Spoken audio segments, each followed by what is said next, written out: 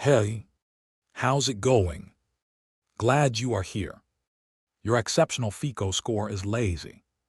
You worked hard for that great score. Now it is time for that score to work hard for you.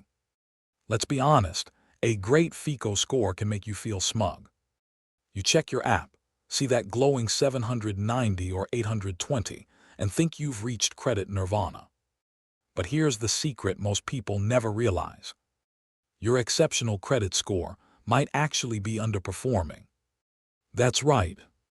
Your credit score could be lazy, quietly sipping pina coladas in a hammock under the shade of a palm tree, instead of working harder to open doors, earn rewards, and increase your financial flexibility. Lazy FICO. Let's break down how FICO scores really work, and how a few counterintuitive moves can actually make your credit stronger in the long run. First, the FICO formula, a balancing act of trade-offs. Your FICO score isn't a single number pulled out of thin air. It's a weighted mix of 5 key factors. 35% payment history. On-time payments are your credit backbone. 30% amounts owed credit utilization. How much of your available credit you use. 15% length of credit history. The age of your accounts. 10% credit mix. Variety of credit types, cards, loans, etc. 10% new credit, recent inquiries and new accounts. At first glance it looks simple. Pay on time, keep balances low, don't open too much credit. But these categories interact, sometimes in ways that work against each other. For example, opening a new credit card can hurt your average account age bad for the length factor and cause a small temporary drop for a new inquiry. Yet that same new card increases your available credit limit, which lowers your utilization ratio, a much more powerful factor that often outweighs the temporary ding. That's where the magic happens.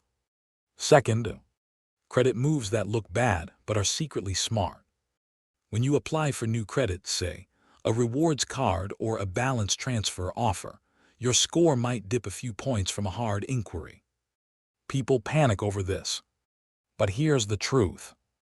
A few inquiries a year, even 2 to 4, is normal and healthy. In fact, if those inquiries result in higher total available credit, lower overall utilization, and a broader credit mix, your score usually rebounds within 60–90 days stronger than before. A temporary 5 to 10 point drop is a workout for your credit, not an injury. Just like a muscle, your credit score needs to be exercised. A little strain followed by recovery leads to growth. Third, how scores recover and why that's a good thing. Think of your FICO score as your body after a workout.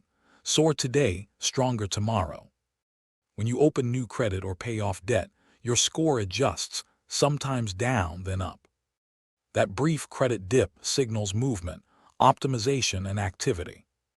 Over time, your FICO learns that you can handle more credit responsibly. That's the exact behavior the algorithm rewards most. This is how people with 830+ scores keep climbing. They aren't afraid of temporary drops. They know how the system rebounds. Fourth, the real enemy, stagnant credit. If you've been sitting on the same accounts for years with no new activity, your score might look pristine, but it's not growing. It's lazy.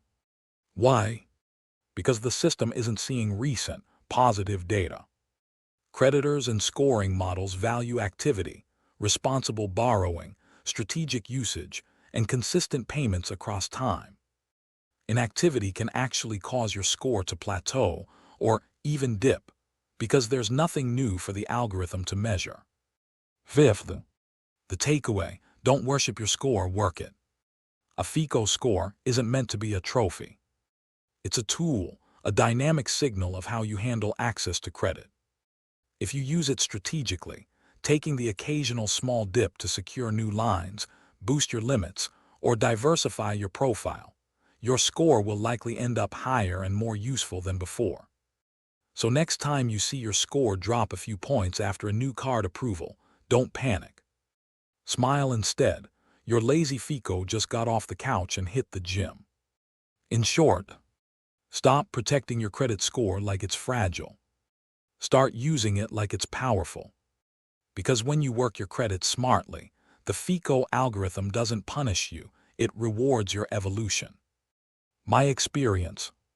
Personally, I have been doing this for over 8 years. And while I track everything, this is one aspect I have not. In hindsight, I'd like to know what my score was monthly, and then maybe track that against when opened and closed cards, while keeping an eye on both my credit limits and utilization.